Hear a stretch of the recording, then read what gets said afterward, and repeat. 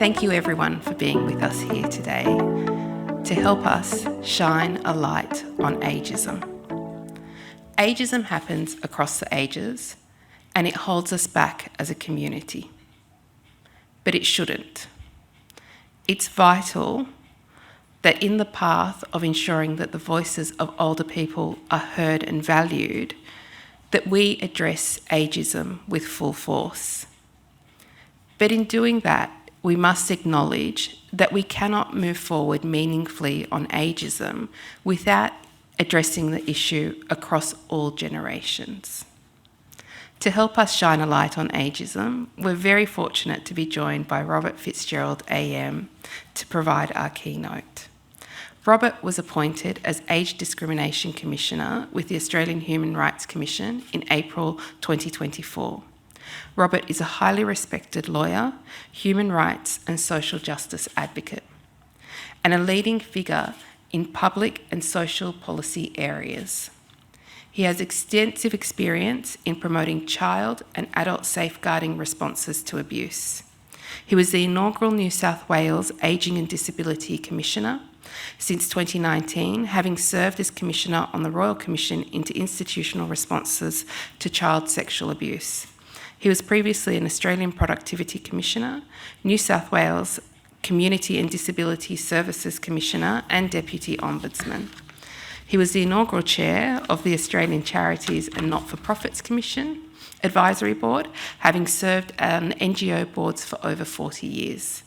We're lucky to have Robert with us today. Following his keynote, we will have a panel discussion, which Robert will kindly host for us.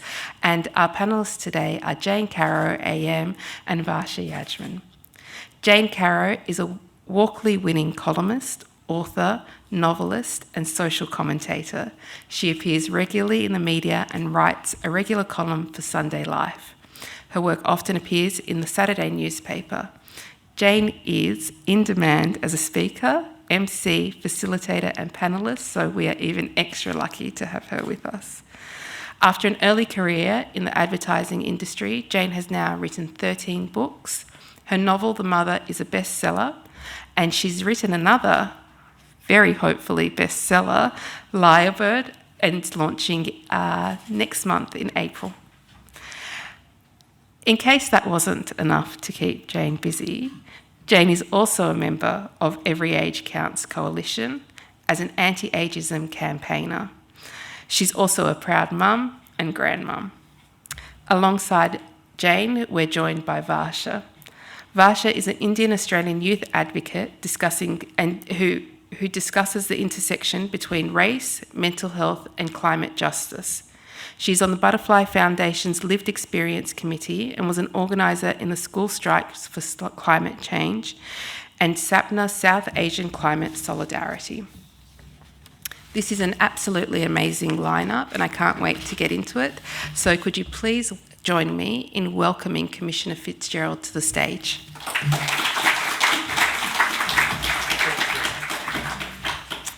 Good morning. It's a joy to be with you as always, and thanks very much to COTA and to the Sydney Mechanics School of Arts for hosting today's event. And we're with the glitterati of the older person sector I can see today, so welcome.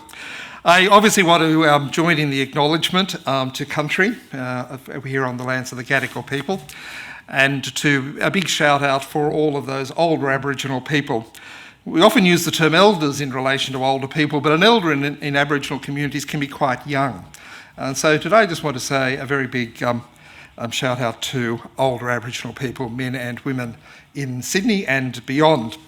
It's also today the International Day for the Elimination of Racism, and my God, don't we need something that would eliminate the increasing level of racism that we see around the world, some sanctioned by democracies who we believed would in fact value the rights of all people, of all colours, of all sexes and of all genders. And yet we find ourselves in a world where all of those things that we had thought we had made advances is now under attack. And it's an important one because ageism is one of those isms. And at the press club that I addressed about a year ago, shortly after I was appointed as the Age Discrimination Commissioner, I reflected on the fact that if in 20 years' time we have to fight as hard against ageism as we are fighting against sexism and racism today, then I and we will have failed. And there are differences in relation to ageism from sexism and racism, and I'll talk about those in a minute. But on the positive side, if I can, you may have seen something interesting taking place at the moment. If you travel by Qantas, you will hear now at the beginning of all flights a statement around respecting each other, the staff and the passengers. If you go to Bunnings and some of the other supermarket stores, you will see signs up now about respecting of staff. That violence and abuse will not be tolerated. Walking down the Pitt Street Mall yesterday, I saw a new boutique fashion house with a similar signage. Now, why is that occurring? It's occurring not because suddenly Australians have had this great desire to be respectful and at least articulate that. It's because of changes to the law.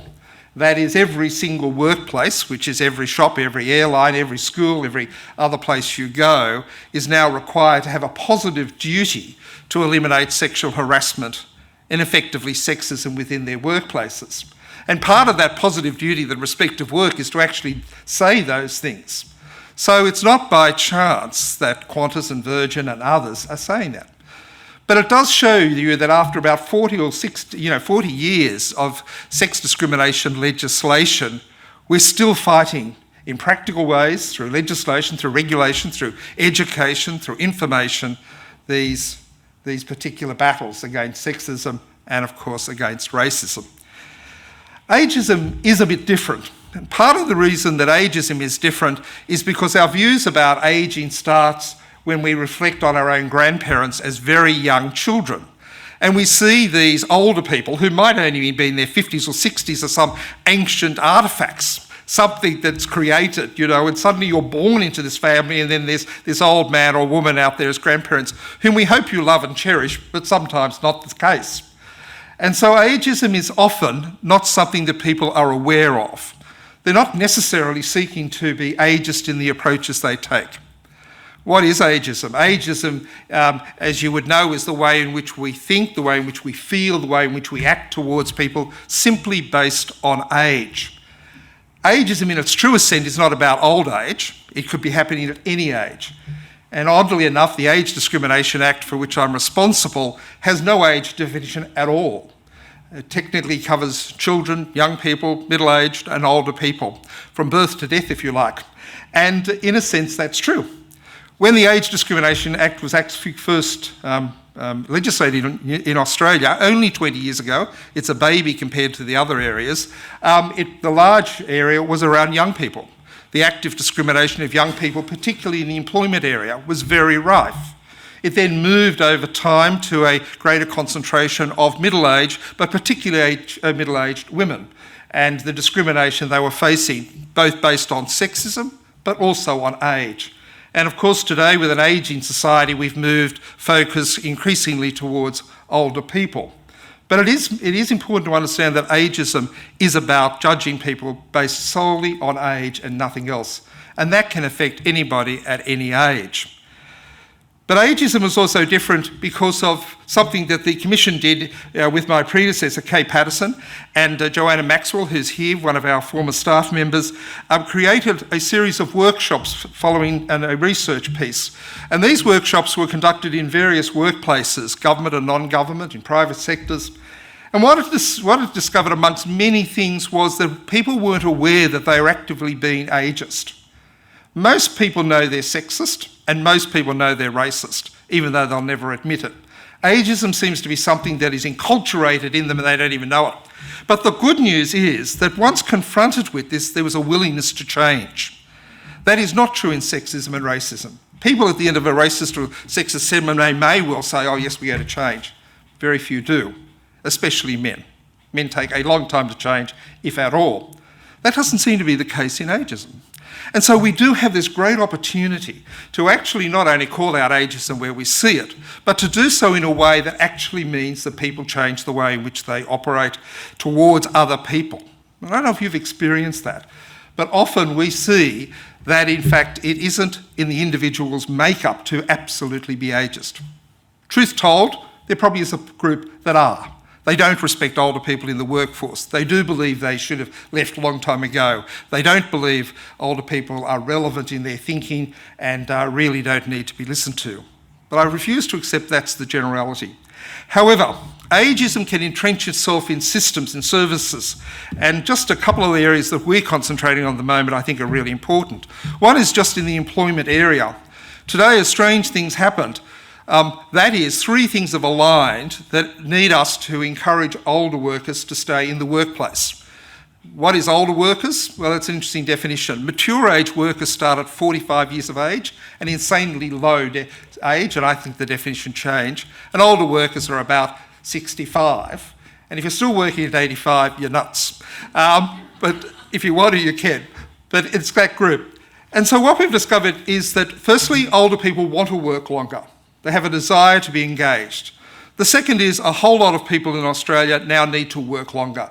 The age pension has been pushed back. That is likely to happen even further.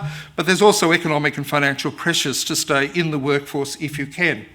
And the third thing is that the economic imperative has changed. Suddenly, Australia has decided that in order to meet workforce shortages, we need to increase the labour force participation rate. So there was a summit 10 years ago that the Australian Human Rights Commission co-hosted with the Australian Human Resources Institute. 10 years ago, we knew that this was an issue, but almost nothing happened. Nothing really changed. Not policies, not workplace practices, very little, except in a few spots where there was actually a commercial imperative to do so. That's now changed. And so this is a moment of opportunity. It's a moment of opportunity for those of us who are old and who those representing older people to really say employment is a really important issue. And one of the reasons why employment is also a really important issue is because how you enter old age will in fact shape how you live your older lives. In other words, how you get to 65, what are your economic circumstances, your social circumstances, will pretty much determine the first part of your next phase of life. So it's incumbent on us to want as many older people to enter older age healthier, wealthier. I'm not sure we're any wiser. Young people certainly don't think so, and I'm not sure about it either. But we can be healthier and we can be wiser. Healthier and wealthier. There is a danger, however, in that's being portrayed both by the media but also bureaucrats and companies that are trying to sell products to older people. And that is, it is true that most of us are entering older age a bit wealthier. Certainly superannuation's had effect, particularly for men, but also women. We are healthier, we will live much longer. That's true, but it's not true for a very significant portion of people who've reached 65, particularly older women. And for the very first time, as you well know, Kota well knows this, is that one of the issues that I never thought we would see as a problem is homelessness and housing stress for older people, and it's growing at an alarming rate. And that wasn't on our radar. A second one is about ageism as it affects our services, including the healthcare system. So we have a project just about to start which is trying to work on calibrating the healthcare system, which is incredibly ageist in the way that it operates. And that ageism really shows itself not only in general practice but also in acute care, in hospitals and so on. And we know it's there. We've done some research work which will be published this year, and we're also going to do some of the workshops that I've spoken about in relation to that. And the ageism in healthcare was very evident during COVID, when in fact older people lost their voice in the healthcare system almost entirely during COVID, and it hasn't been restored. The way in which people took decision making from older people and gave it to others. The other day I was visiting Nepean Hospital and my brother's in there for a surgery, and I was sitting at a table in the coffee shop, and next door to us there were 7 or 8 members of a family, and they were very loud, so I'm not just eavesdropping, I could hear every word. For 30 minutes they argued the toss about what would they do with Mum. Mum's clearly in the hospital and probably can't go home. And then the conversation moved to what we're going to do with Dad, old Dad. At no stage, and you wouldn't surprise you, I was very attentive to this, was the voice of either Mum or Dad present in that conversation. So it's not just the healthcare professionals where it happens, it absolutely does. It's not just the carers that are in their lives, in home care and other areas, it's actually in the family. The disengagement of allowing the voice of older people has to be changed. But much more serious than that is the denial of treatment. Treatment options are actually not even provided to older people in order to make an informed decision. They're just not offered. And we know that during COVID, treatment services were simply not offered to older people. It was worse, of course, in Italy, where they had to make a decision because of the constraints on hospital as to who they would not treat at all and who they would let die.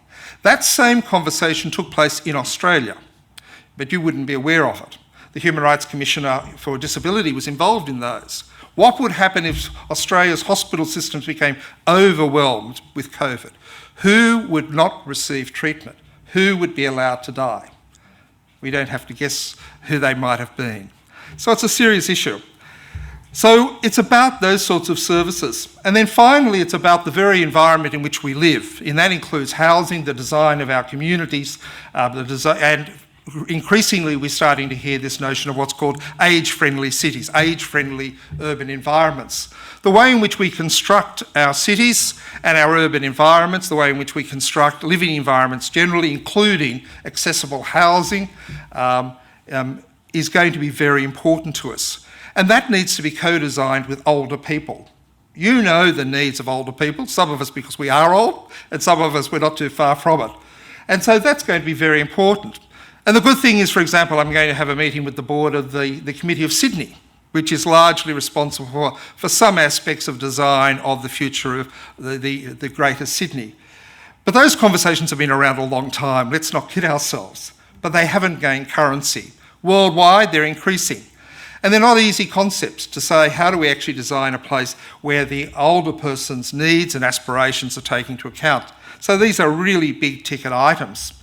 So the conversation we're talking about today is to ensure that ageism is reduced in order that we can, in fact, create an environment where older people are a little bit wealthier, are a bit healthier, are actively engaged in the decisions that affect them, are actually involved in the design of the cities and the urban spaces, and of course the regional areas as well, and so many more areas.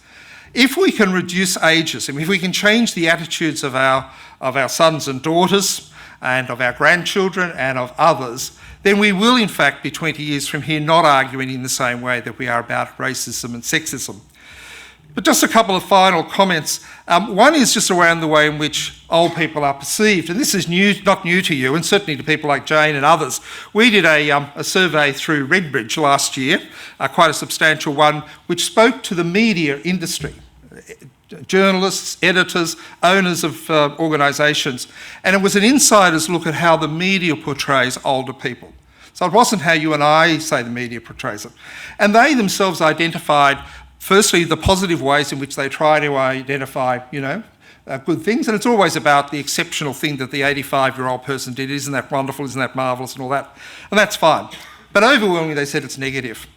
Now, that won't surprise you, and it's always about talking about the burden of ageing. The burden of ageing. And I'll give you an example of that, and it goes back to ageism in the healthcare sector. The expression that you now hear is bed blockers. Everywhere you go in the health system, there are blocked beds, largely by people with disability, but increasingly by older people. The language of bed blocker blames the older person. You're blocking that bed. And the change of language is to say it's delayed discharge. And if you say it's delayed discharge, it's back on the system, because it's this system that's actually causing the failure to discharge. Now, that simple change in language in the media would make a huge difference. The language we use does in fact affect the attitudes that we have. And so often what we're talking about is not huge change, but some change. And COTA and others need to be engaged with the media very actively. The good news was the people that participate in service want to be more involved with advocacy groups like COTA and others. The strange thing, there are two things that were really interesting. One is they don't know how to connect. They constantly said, we don't know where to find the advocacy. We don't know where to talk to people. My view, that's pretty strange. I can give you a list tomorrow, look it up and think. But that was an overwhelming thing. We don't know. The second thing was related to that is this. The newsrooms around Australia are dominated by young people. And that's terrific. Great. Very good, Vasha. Very good. Except they said to us, we have no mentors. The newsrooms no longer have anyone that's over the age of 45. And so they don't even discuss with them on a professional basis how I should discuss this story, or on even a coffee break.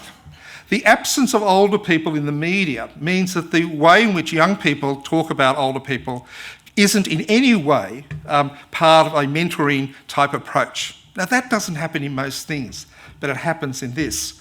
So they were very honest, and there were a number of other drivers and factors, and I know Jane and others would know more than I was. So it wasn't a deliberate attempt to portray older people in a negative way.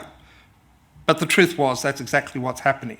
And so our engagement, both through peak bodies and others, with media, with people behind it, is important, just as it is in the community at large. So very finally, just how do we shine? We're going to have a panel discussion where I talk about that, but 2 or 3 things that I think. Older Australians will shine when they not only seek rights for themselves, but become champions of rights for everyone. In this troubled world, older people that have experienced so much have to be the champions of rights, not only for themselves, but for people of all sexes, of all genders, of all ages, of all circumstances, of all races. It is our time to stand up for the rest of society as well as ourselves. It's almost impossible for me to articulate constantly the need for the rights of older people if older people themselves are the very group that are most likely to vote against the rights for other people. You should be more outraged than anyone about what's happening in relation to race and sexism. And that's when older people really can shine. You already represent about 27% of the electoral roll. By the time, 20 years from now, you will represent over 35% of the electoral roll. Use it, but use it for good. Not about trying to retain our retirement benefits. That's, of course, what you'll do, but it's something different. A second one is to celebrate our multicultural older people and try to learn from those cultures. It struck me the other day that I've spent most of my life in public life producing reports, inquiries. I've done 16 national inquiries. All of them have involved the 9 governments of Australia, and most of them were through the Productivity Commission, but some weren't. What I discovered in now is that when I talked about cultural communities, I was really talking about how do we deal with cultural communities in order for these things that we've designed to work in their communities. But isn't it time we say, but actually they approach ageing very differently? Not perfectly, a lot of mythology around it, a lot of abuse in those communities, just like they are in yours. But isn't it time we actually say, if we've got all this, 40% of people in Sydney are either born overseas or are the son or daughter of somebody, can't we learn from them? Can't we actually be big enough and old enough to say, what have they got in the way they treat older people that we could take? And in a similar way with our Indigenous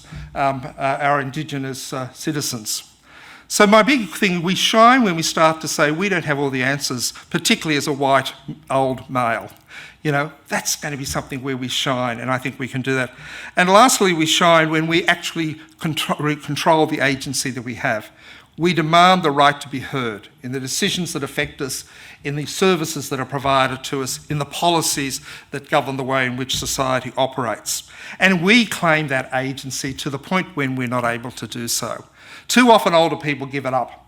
I said before, the family in the case that I referred to, probably well-intentioned, had taken that right from the older person. But I've experienced now so often when older people acquiesce far too early. Now, there is a truth about older, grumpy males and females of an older age, the grumpy old man, the grumpy old woman. It's actually true. And one of the truths is because we lose 2 things. We lose subtlety and we lose nuance. So people that talk to older people about well-being, they're wasting their time. You've got to talk to them about the issues that matter, abuse, employment, whatever it is. So, but what that does is it frees us up also to be direct. And part of that direction is to claim the agency that we so rightfully deserve. So I just put it out today that we will shine as older people because of who we are, not because of what we've done, because of what we will champion going forward, our rights and the rights of others. The last line I want to use is what I heard the other day. And for older people, and I said this to somebody the other day, you've got to stop dying before you're dead. You've actually got to live life right through to that last moment. And of course that last moment is going to come upon us with a great shock or a great relief, whichever it is. But you know, older people have got to stop dying before they're dead. And that's what I think this is all about today. So thank you for listening, and we'll have the panel. Thank you.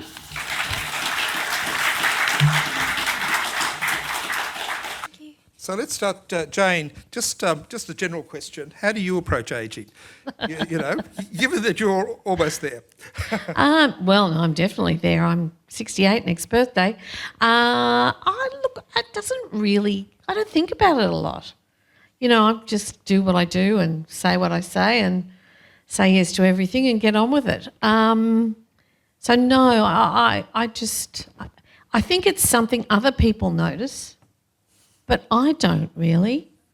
And I have a feeling that's actually true for a lot of us as we get older, because we're still the same inside to ourselves. I mean, I always used to feel like I was about 14. It has moved to about 30, but that's how I feel inside. I know I don't look like that outside, and I'm always slightly surprised when someone points out my age, and then I remember, oh yes, of course, that's true. But I also go around, I don't know about everybody else, but I go around just assuming everybody's more or less the same age as I am, whatever age that happens to be. Like I don't think I define myself by my age. But in a way, I'm also quite proud of it. I remember when I turned 60, I remember having this thought where I thought, well, and it was a really good, it was almost a little bit of a celebration internally. Well, I can still die too young, but I can't die young. Awesome. So there was a little moment of feeling like I'd achieved something by lasting as long as that. But you're an activist in this space, and you've been so for a long time. And I suspect that in social media and others, you get kickback, which probably remind you about your ageism or receiving of ageist attitudes. So how do you take that? Well, I got off Twitter reluctantly, because I had 190,000 followers, so that was a lot of people to leave behind. But I just couldn't cope with Elon Musk and supporting him in any way. But I used to cope with it with humour. I used to cope with any kind of trolling with humour. What humour does, I believe, is it shrivels shame. So when people attack you for your age or your gender or your race or your stupidity or whatever it is they think that is bad about you, they're trying to make you feel shame. They're trying to shame you. And if you go back to them with humour, the shame just, it's gone. Humour is the weapon to defeat shame. Because basically you say to them, I'm not taking your insults seriously, and they desperately want you to take it seriously. So I'll give you a couple of examples. The ageing one, I remember somebody once got back to me and said, you're a bitter, twisted, dried up old hag. And so I went back and I said, bitter? No, I don't think so actually. Twisted, yes, according to my Pilates instructor, there's a bit of that going on. Dried up, yes, and what a relief that is. Old, simply a statement of fact. Hag, I'm working on it. And left it at that. I never heard from them again. Another example is, and I come from an advertising background, we're trained to do this, so I was fortunate. But to be pithy, that's the job really.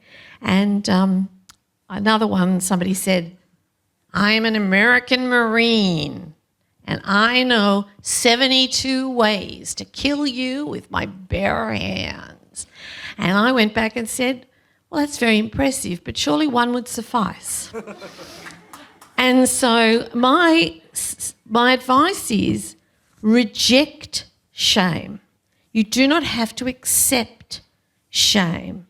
And too often, I think when you said older people often die before they're dead, they feel ashamed. They feel ashamed of how they look. They feel ashamed perhaps of any physical needs they may have, that they're not as fit and as lithe and as they once were, and there's a shame attached to that. Well, don't accept it. It's not shameful. It's a natural part of human life. As a young person, you've had the other experience. You started your advocacy in relation to climate change, environmental issues very young. So you've had to deal with being young, female, of a different nationality background. So what was your experience when you started off on this journey of advocacy? Yeah, I think for me, I went into spaces not knowing that I was experiencing racism or any sort of discrimination. A few years later, I think when Black Lives Matter really hit the mainstream agenda, we were in COVID, people were talking about all these issues, everyone had a podcast talking about everything. It hit me that all that racism had been there the entire time, and the role of the media in that as well. The narrative of the young white woman who's an activist really like to play out, and the media opportunities that people of colour like myself and another person of colour who was part of the organising team, that we missed out on purely because of our race. Because I think it was quite empowering to see young people take to the streets. And in that conversation as well, what we also missed out on is in the climate space, I think there's almost this divide between young people and older people. Like a lot of movements will be 18 to 30 years old, which I think are really beneficial to some extent, but intergenerational conversations don't happen then. And I think all of that gets swept away. And when I started working in a South Asian climate justice group, it was intergenerational. So I was actually learning from South Asian activists who had been doing the work in India. And I realized how much I had missed out because all my climate education learning, some of them had been from First Nations elders, but other than that, they were from young people who have great insights, but that gap was still there. When you looked at those overseas experience where there was an intergenerational sort of coming together around climate change issues, why do you think that was, what was the difference? Was it simply cultural, or were there sort of systemic barriers to younger people and older people coming together around those sorts of campaigns? Yeah, I think there's definitely been an increasing polarisation and divide where Gen Z will go, oh, the boomers, we just can't talk to them. And I think I've definitely been guilty of that as well, where there are certain people in maybe my bigger family circle that I'll be like, I'm just can't be bothered with you anymore. I don't want to talk to you because you'll never agree with me. And I think the more we disengage, that more that polarization, that divide increases. And I find that in South Asian communities generally, people have a more collectivist mindset where you know, now it's changing, but you'd live with your parents, and then if you got married, like then you bring your mother-in-law in and those kinds of things. And I feel like there's obviously issues in every way, but there's also a lot you get out of that because you're kind of forced to have those intergenerational conversations, which we don't have anymore. So the shrinking of the Australian family, where grandparents live separately, small families with smaller children, has become a reality. That's how we live. The reconnection occurs because you need older people to look after the children for a couple of days, and once that's done, they disconnect again. And that's a very unusual phenomenon compared to many other countries. But given that's what it is, both Jane and Vasha, how do you think we can stop this polarisation growing? One of my fears as Commissioner is we're seeing an increasing disconnect, but also a lot of older people are holding baby boomers accountable for a whole lot that's wrong in the world. Some of that's right. But some of that's not. And we've got in the workplace, some older workers really are very antithetical to the work practices and attitudes of young people. So they're just minor examples, but how do we stop moving towards this polarised community? What do we need to do? Well, we have to be the change we want to see. So we have to ourselves not play into it. And I think, again, it is necessary. I can't bear the okay boomer. I'm a boomer. I'm a tail end boomer. I don't fit any of the stereotypes that boomers are supposed to fit. Nor do my parents, who are 92 and 93. And still, my father gets a letter in the Sydney Morning Herald almost on a weekly basis, almost and always from a left of centre perspective. My mother came to the school students for Climate Change March, and people kept walking. She was 88 at the time, and people kept coming up to her and saying, thank you so much for coming. And she said, well, it's very nice of them, but why wouldn't I come? Like, I'm not peculiar in caring. I think, unfortunately, we're lazy in the way that we want to push away difference of opinion or difference of worldview. We want to define it by skin colour, gender, sexual orientation and age. And all of them are lazy. All of them are wrong. Look, there are plenty of people I won't put any energy into. They're of all ages. And that's a decision I've made to protect myself, because I think you can't go around thinking, here is this person with attitudes that I find deeply upsetting. I've argued with them on a number of occasions. They're not going to shift. I'm not going to shift. It's not doing any of us any good. So I will just not enter into those conversations. That's self-care.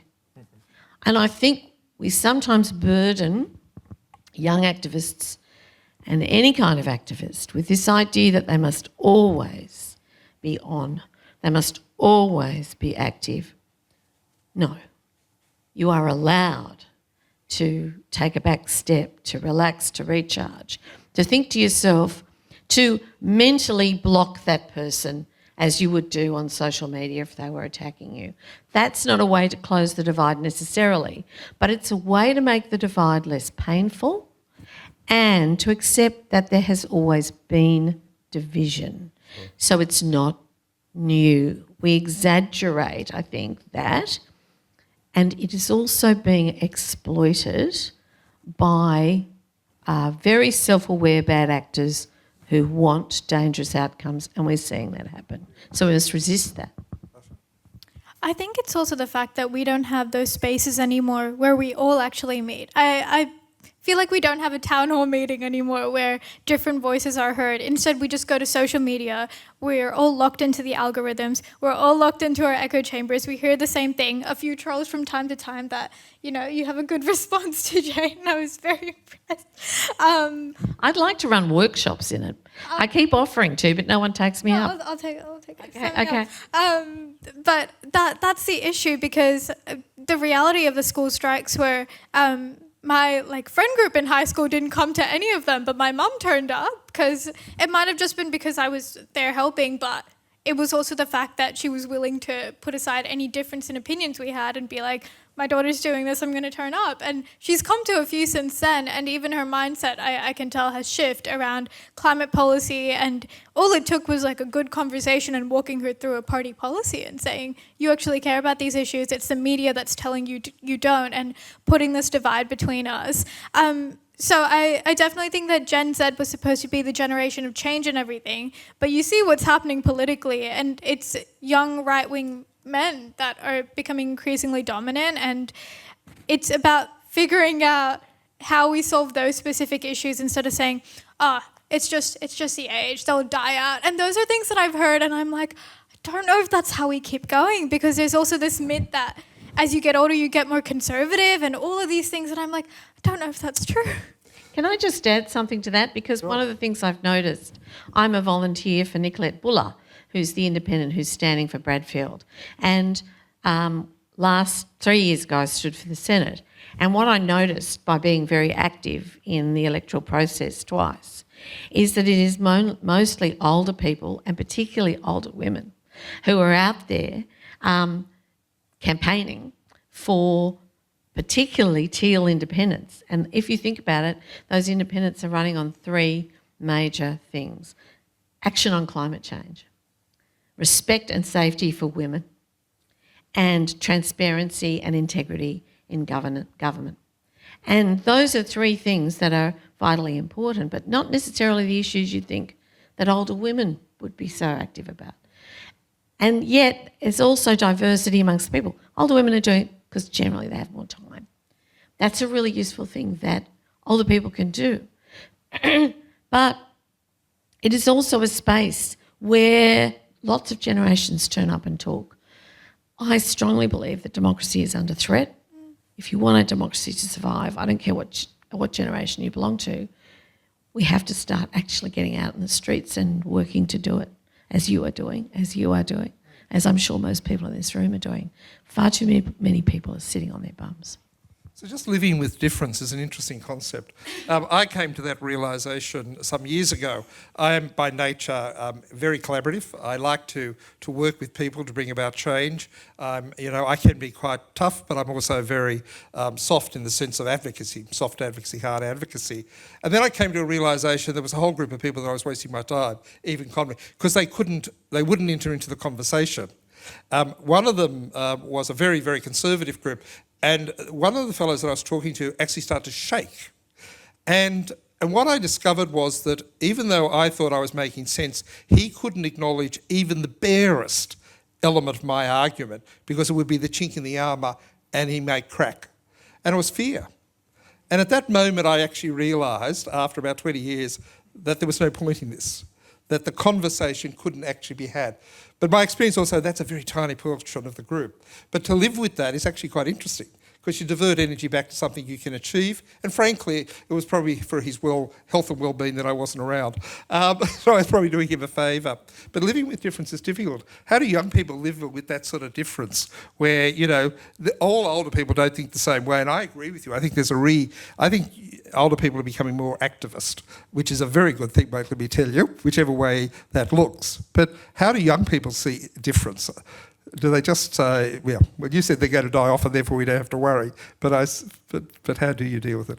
Well, I think that has been one argument that's been put forth a lot. Sure. And I wouldn't say that a lot of us agree with that, or at least people in my space, I know that they don't agree with that. I think doing things like door knocking for this election has really been great, because I'm an Albanese's electorate, so it's door knocking for the Greens, and it's about going into the different suburbs and actually talking to people and saying, oh, what issues concern you? And one of the main ones is like pension, but then it's also about their children and their needs. And obviously I align on the fact that student debt is an inhibitor to education, and they see their children struggling with the housing crisis.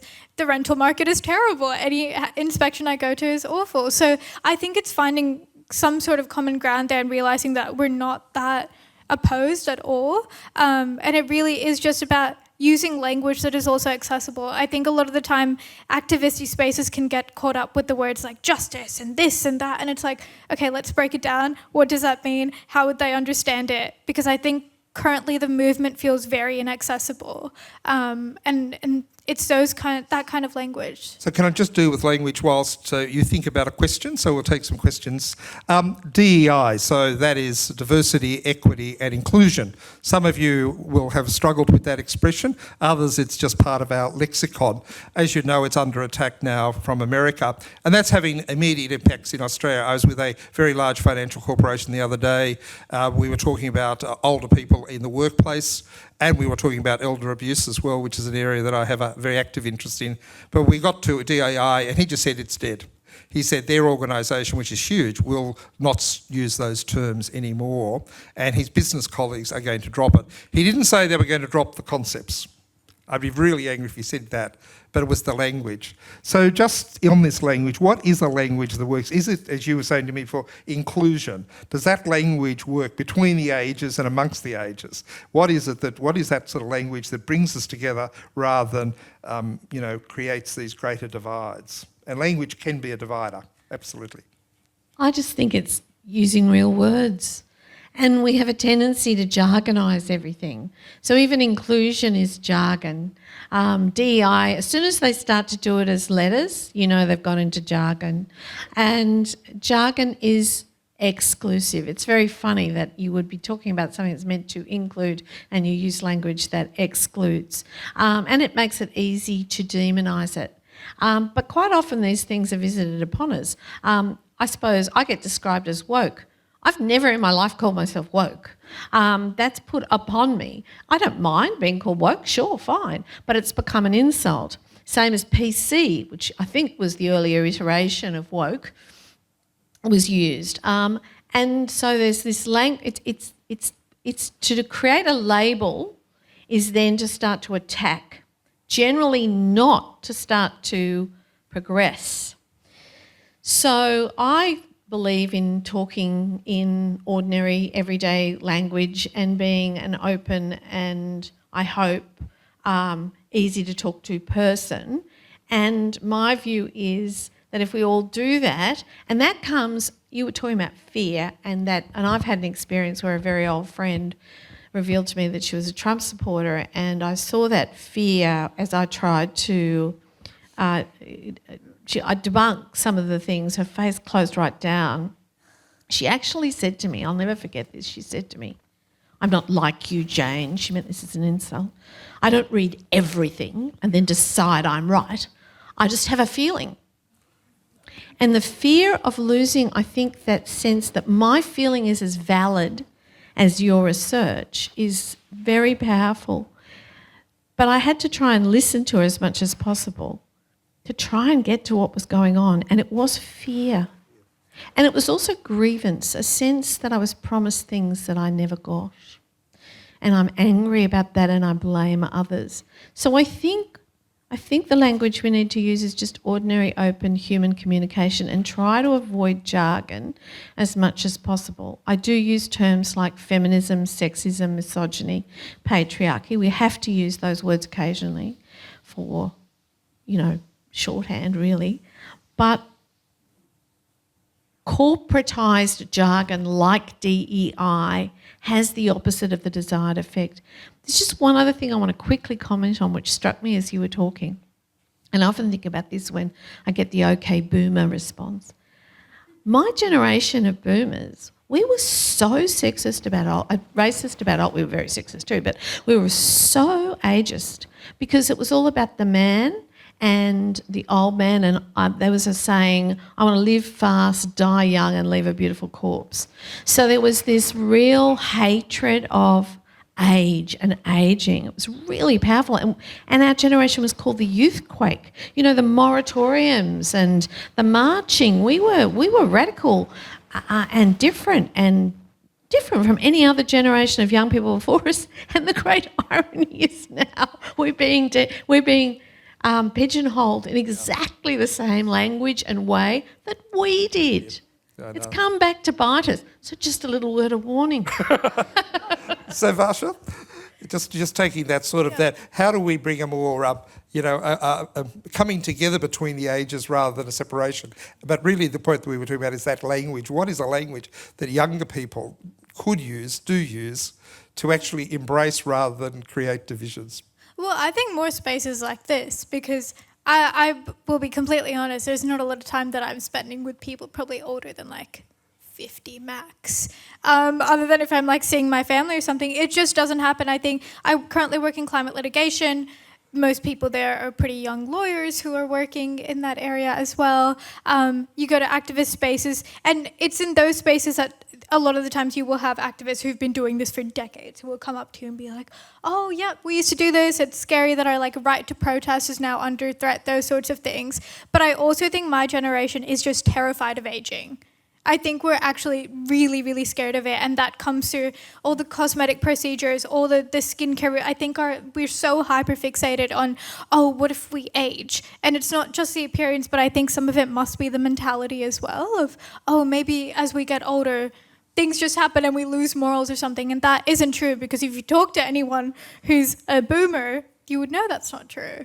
That's true, but that's very interesting, isn't it? A fear of ageing. I think we've all got fear of ageing, but as a whole group coming through, that's a bit terrified, if that is true. Fear of ageing, of course, is fear of dying. Yes. That's why we have a horror of age, because it indicates that we're coming to the end of our life.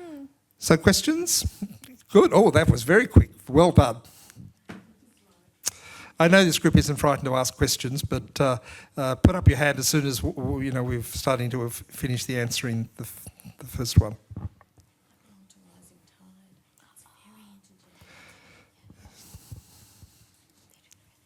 Thank you. Hi, I'm Tom from Wollongong. I'm 78, and I've got 6 questions, but I'm going to go to the main one and try. I've got a loud voice. I often don't need a microphone. Don't worry, just keep talking, but the main one would be good. So you made the point about encouraging people to work beyond retirement age, I think.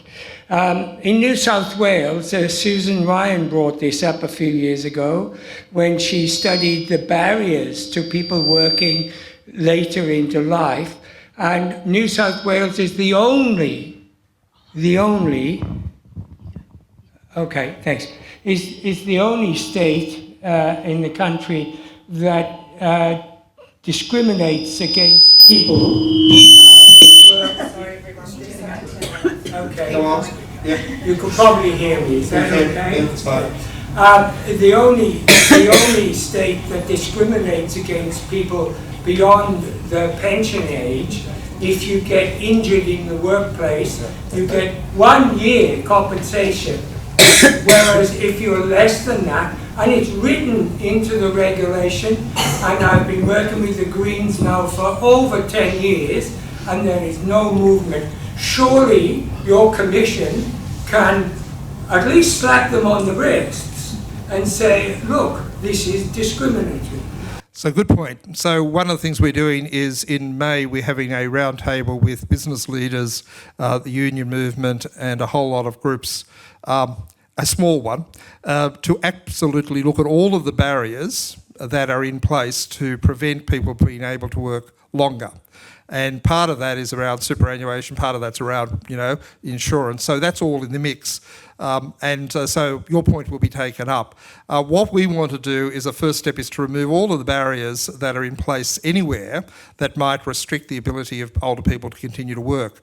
The biggest change, however, is inside the organisations themselves, because one of the things about ageing in work doesn't mean you have the same job forever at the same pay. At some point, there's going to have to be an adjustment. Maybe it's less hours, maybe it's a different type of job, maybe it's a different pay rate. And that conversation is not happening in workplaces around Australia. But you're absolutely right. We've got to take away the regulatory or insurance or other barriers. You're quite right. There are some industries where there are retirement ages still in place. Some states have retirement ages compulsory in the police force, in paramedics, in the defence force. But by and large, compulsory retirement ages have disappeared. But there are other factors that you raise. So, yeah, we'll be taking that up. One of the problems is with that and with the whole idea of working after retirement is that it particularly impacts on older women, because when we're young, everybody expects us to have babies any minute, so we're a high-risk employee. And then we often take time or go part-time or casual and much lower wages and drop back in our careers when we're actually caring for children, because, frankly, men still haven't stepped up to be 50% parents. And they need to. And then we no sooner get back into the workforce when our children are high school or late primary or whatever, a more full-time level, than they go to us, oh, sorry, love, you're too old. And there's nowhere for you to go. That women, like the average age that women, this has probably changed now, but when I was researching my book, Accidental Feminists, about the life story of women over 55, I found a figure that absolutely horrified me, which was that most women retire, and I don't think it's voluntary, at the age of 52. And the old age pension doesn't kick in until 67, and most women have, half of women who retire have half the super of men, which is not enough anyway, but a third of women retire with no super at all. So we wonder about homeless ageing women. It's absolutely systemic, and it's set into the way that we regard their working life. So that is the point that I was making before. The way in which you enter old age really matters. And for women, there is a lot of inequality in the system right now. And for some, it's absolute deprivation. But interestingly, the Department of Employment and Workplace Relations, which I was talking to the other day, recognised as women aged 55 as being one of the most disadvantaged groups still. And so that just echoes yours at the moment. So we all think we've gone a long way and people can work for as long as they like. In truth, that's not what's actually happening. Yeah. Other questions?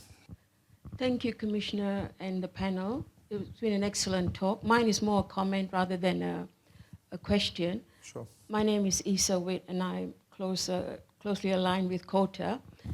We talk about age-friendly, dementia-friendly, accessibility-friendly environments. If every one of those organizations work together, in one hit, we could address the homelessness, the lack of housing and all that. I mean, that's just one topic I'm bringing up, because this whole thing is just really, really exciting. So thank you, everybody, for being part of it.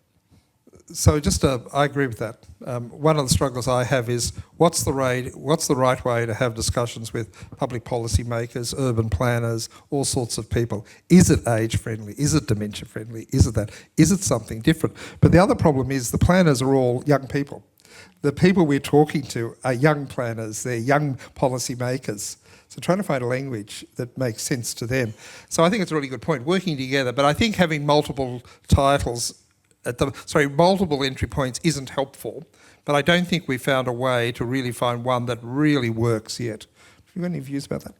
Well, I think that's interesting because when we look at nonprofits and funding structures and the hierarchies, there are generally never really any young people there in those funding structures. So anytime young people do actually want to fund a project, it still goes through the same 3 people that have been there for ages, and it doesn't feel like there is much change or possibility to actually do much change there. Or even when you look at Parliament and it's like, who's in governance? Who are the politicians that we get to vote for? The voting age has also been asked to be reduced to 16. That's been a call that a lot of young people are doing.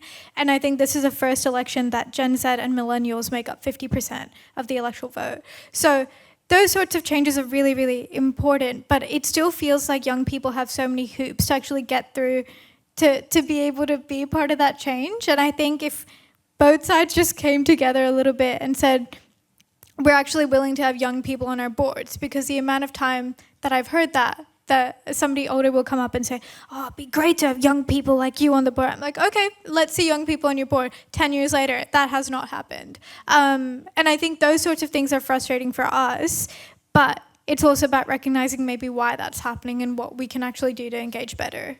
It mirrors So true. It mirrors exactly the fight for women's rights. Exactly the same things were said. Oh, but we can't find any women to talk to.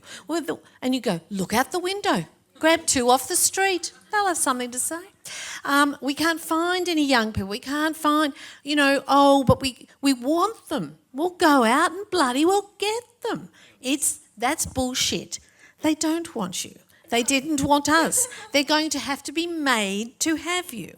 That's what we did. That's what you need to do. That's what we should. So I have to tell you that I did an inquiry into the executive pay of Australia's 200 companies for the Productivity Commission. And what was interesting there was that I met with dozens and dozens and dozens of CEOs and boards and what have you. But one of the recurring themes was that they kept saying to me, there's not a club. And by the end of the inquiry, I was convinced that there was an absolute club and it was very tight. And basically what I discovered, these are very mature business. These are Australia's top 200 companies. They are terrified of difference. Women are different. People from ethnic backgrounds are different. Young people are different. And overwhelmingly, they wanted people that would agree with the chair. The meetings would be short.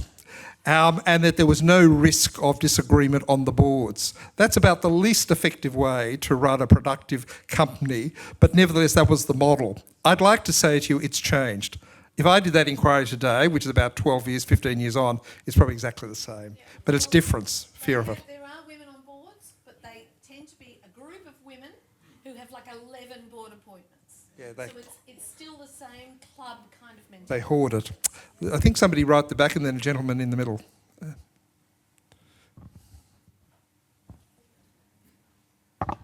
This has been a very interesting conversation.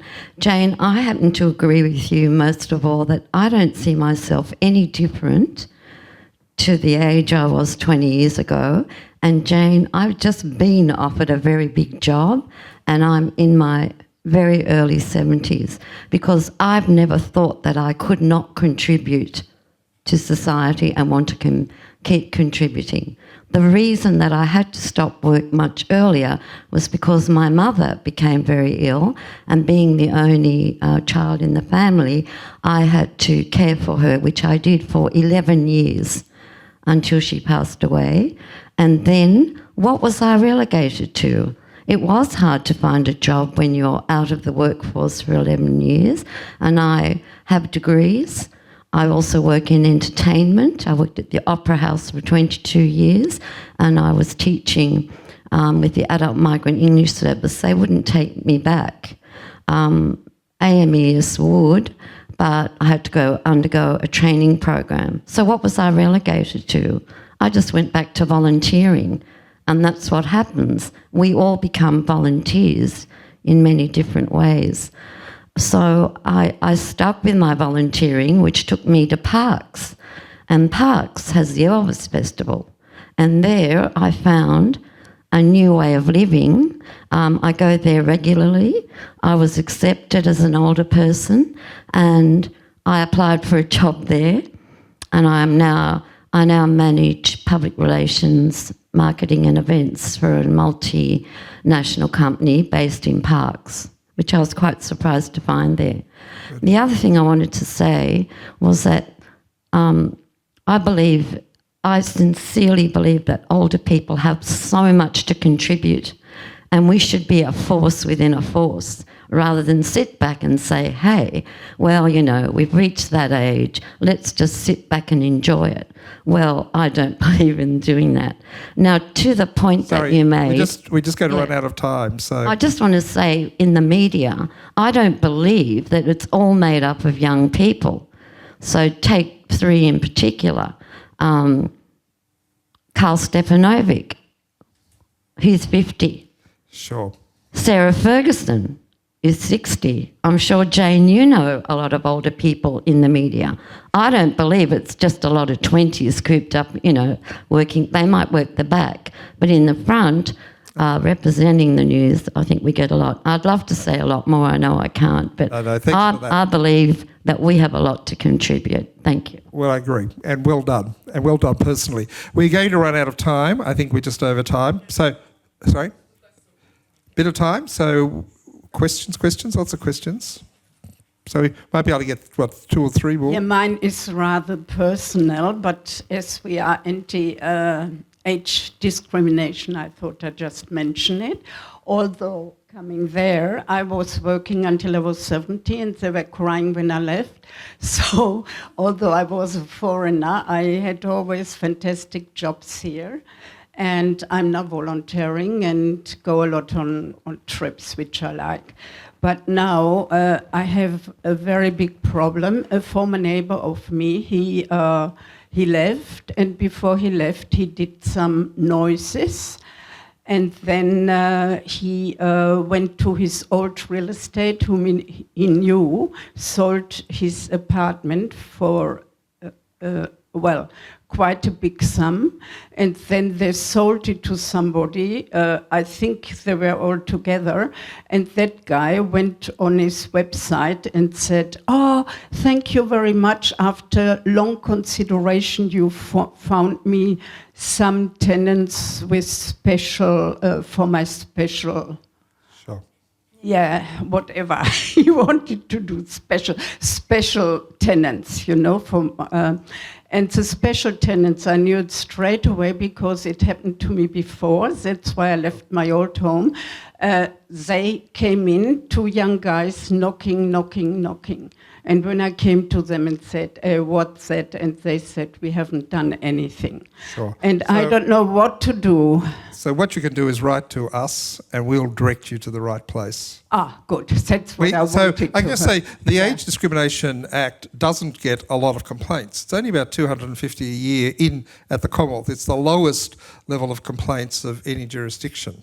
Disability is huge, and race and sex is very big.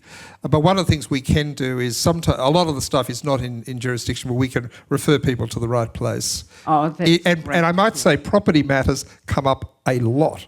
Retirement villages come up a lot. The second time, and I told my old neighbour, because we both lived in France, we were friends, I told him what happened to me before, and now he's doing the same. Yeah, you make a very good point, and the thing I wanted to say was that one of the things that often accompanies ageing, and particularly if you're ageing on your own, is a sense of vulnerability and a sense of fear.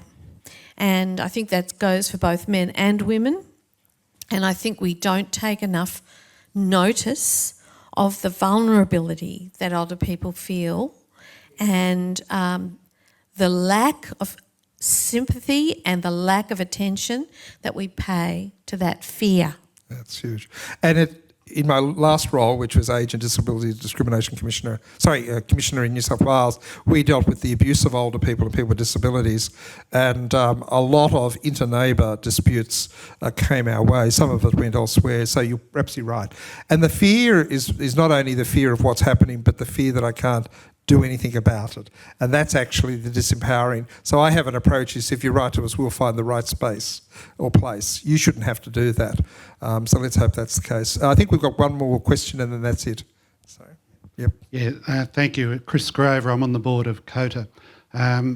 Fabulous conversation, really interesting. COTA, we represent the rights of people over 50 in New South Wales and seek to advocate on their behalf. You've raised so many entry points into this space for a board like us to consider.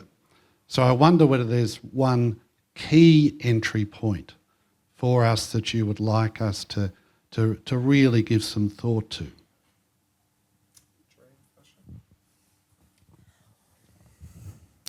I think it is to do with fear and shame, actually. I was really interested when you said my generation is so afraid of ageing. I don't think that's new. I think all young generations have two. I remember it myself. I wasn't afraid of it. I didn't really think it would happen. I actually thought that I would be young forever and that it would be so far off. And I even had a feeling that old people were born old. I knew that wasn't right. Like intellectually I knew that was stupid. But somehow I had that feeling about the world. So I think that part of what we're dealing with is something that's constant between young people and old people, and the fear of dying is part of the fear of ageing, the fear of losing beauty, which particularly for young women is such a potent currency. I'm here to tell you, don't rely on that currency. And all the Botox in the world won't make you look like an 18-year-old ever again. And it's very expensive and stupid. It's the poison. So I think it's fear and shame, because ageing brings with it fear of vulnerability and fear of shame, and shame at being superfluous to requirements. I remember my father saying to me, probably in his late 70s, I'm irrelevant now. I have no meaning, I've got nothing to contribute. So I think in a way it's like consciousness raising was in the feminist movement, where women had to push away the indoctrination of their inferiority and their rightful place as the servant gender. Older people, and because women are women all their lives, but older people are only older people at the end of their life. But we have to work on refusing to accept the box that society now wants us to put us in. All the liberation movements are about that. The class struggle's about that. Anti-racism's about that. It's the same thing. And I think your point about joining together, getting everyone together and recognising we're all fighting the same problem. So Asa, what's your message to COTA? Which should they concentrate on, do you reckon? I think actually facilitating spaces, whether it be like this or anything where both sides, like younger people and older people, can actually come together. If you're looking to find young people somewhere, post anything on social media, you'll get young people. They're just there. We're all chronically online. It's really bad for us, but it makes it easy for you, I hope. But I think actually bringing people together in shared physical spaces is so important, and that just, it's not happening anywhere. And I think, yeah, if an organisation like that can do that, that'd be great. Yeah, that's good. I might just make the comment there that I think in light of what Vasha said earlier, that and this fear that also Jane mentioned is if this is true, and we know from the consumer products now being produced that everything's about not ageing, avoiding ageing, maybe that is exactly the message. That ageing, you don't have to fear ageing. Maybe that is the message. I think all the thing you're doing with loneliness, all the stuff that you're doing elsewhere, but maybe that is actually the problem going forward, that if the generations coming forward are really being told that ageing is to be avoided at all costs, they're going to have a terrible shock when they get old, because it's going to hit them. So maybe that's true. And I did a TED talk about the advantages of ageing, particularly for women. We stop being life support systems for other human beings. There is nothing more liberating than that. Good. There's also research that our generation now is becoming one of the loneliest And it's like, it's coming back around. Like, it's hitting us, and now we're like, oh, this loneliness epidemic. And it's like, this entire generation has been dealing with it for decades, and now we're worried that it's hitting young people. So I think if we actually came together and talked about that shame and everything, it would make a difference. Good. On that note, thank you very much. That's great. Thanks, Jane. Thanks, Vasha.